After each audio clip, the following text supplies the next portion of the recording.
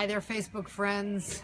It's Dorren Gentzler back at work after 2 weeks away. It's been crazy 2 weeks, and I am very happy to be back in the newsroom.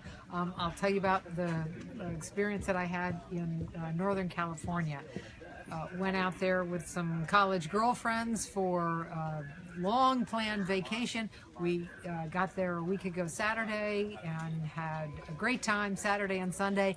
Monday morning we woke up to the smell of smoke and quickly realized that we were in an area where those wine country fires were, wildfires were raging. We went out of our hotel room to go get a cup of coffee in the lobby, and we saw people sleeping on the couches in the lobby, and that was our first clue that our hotel was an evacuation center for people who were being forced to leave. But it was very smoky. We felt like we were safe in an evacuation area, so we stayed put. But it was pretty dramatic. They issued us masks we didn't wear them all the time, but it was really smoky. I've never been in anything like that before, and we turned on the news that morning. Sunday night we went to sleep, no hint that there was even a problem, and realized that the fires north of where we were staying, we were staying in Napa, just south of the town of Napa. And the worst of the fires began up in Santa Rosa, which was far north of us. We felt like we were safe where we were staying in an evacuation area, but we could certainly see the smoky fires burning on the ridge just a few miles away from us. It was quite an experience, and we got a sense of how difficult it was for people who lived there, from just the staff at the hotel. A lot of people couldn't come to work because their homes were in danger, or their homes were burning, or they'd lost their homes. Other people were very worried about relatives that they hadn't heard from. The fires took out a lot of the power and a lot of the cell phone service, so people weren't able to reach out in normal ways to their loved ones to make sure that people were okay. So it was a very crazy situation. I don't have any experience covering wildfires, and I was there on vacation.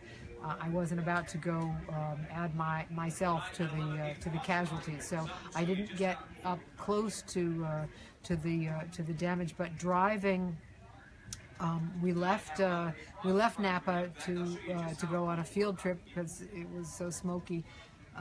We left to go see Muir Woods in north of San Francisco, which is just beautiful. But on the way from Napa to Muir Woods, we could see, driving through Sonoma County, fields scorched and buildings just burned up, and so random.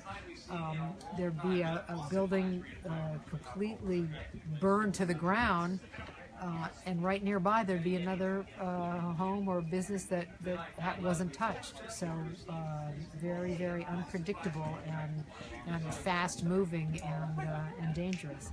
And for me it was especially crazy because I had just returned from 4 days in Puerto Rico covering the hurricane damage down there, where there was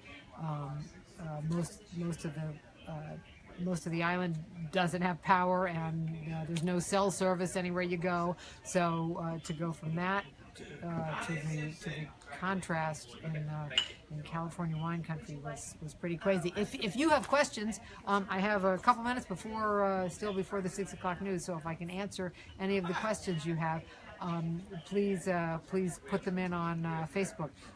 I do want to point out that people have asked me, what can we do to help those poor people out in the California wine country. Thousands of homes and businesses have been destroyed out there. I would like to recommend something that I've already posted to Facebook. It's the Napa Valley Community Foundation. There is, here on the East Coast, when we think about wine country in Northern California, we think about the wineries and the fabulous restaurants and the beautiful hotels and the very expensive real estate out there. But there's a huge economic disparity in that lush, beautiful community.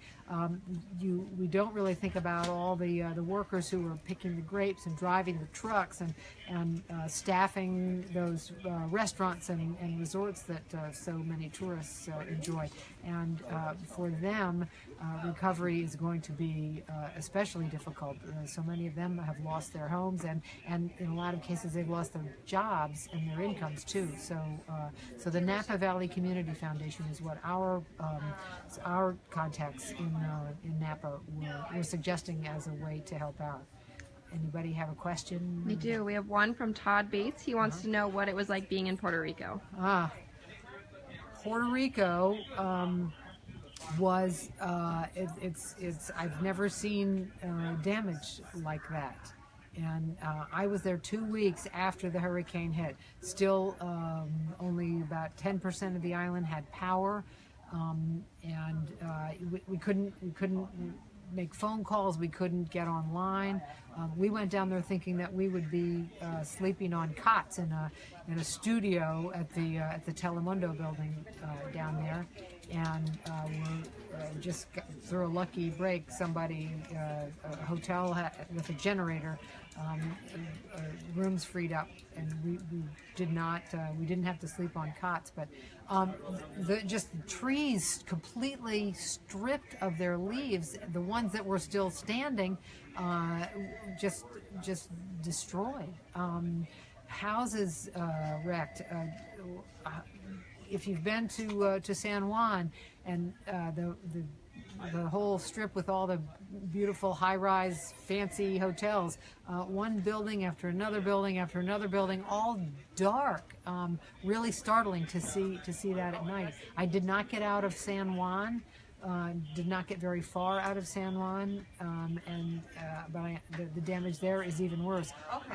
But we showed some of it on the news. It was even worse. Hard to describe how awful it was.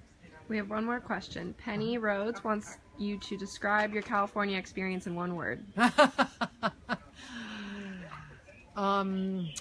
Shocking. I went out there for a getaway with some girlfriends that I only see maybe once a year, and to see how rapidly these wildfires could just destroy entire communities.